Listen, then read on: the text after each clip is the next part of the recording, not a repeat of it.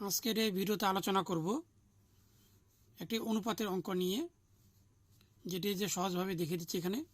এখানে হচ্ছে যদি x/y = 2:3 হয় তবে 4x - y = 2x + 3y কত হবে, অর্থাৎ এর অনুপাতটি কত হবে সেটি বের করতে হবে। তবে এখানে ধরে নিতে হবে x এর একটি মান ধরে নিতে হবে 2p ধরে নিলাম, এখানে যেহেতু প্রথম সঙ্গে প্রথম হবে, এখানে আরেকটি হবে y = এখানে যে দ্বিতীয় সঙ্গে দ্বিতীয়, এখানে যে 3p একটি হচ্ছে ধরে নিলাম, এখানে ধরি p একটি ধরে নিলাম এখানে। এই জন্য প্রথমটা হচ্ছে 2p, তারপরটা হচ্ছে কি 3p ধরে নিলাম।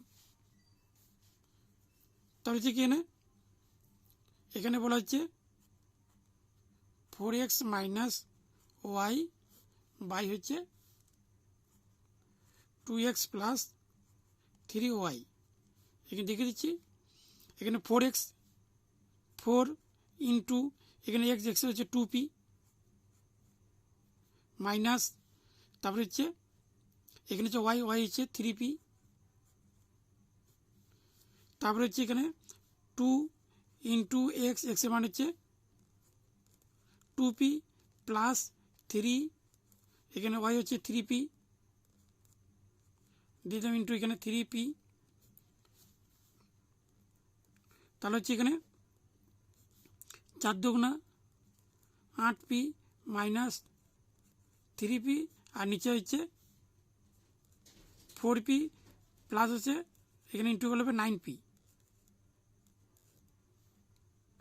তাহলে যেখানে মাইনাস করলে হবে 5p, আর এখানে যে প্লাস করলে হবে 13p।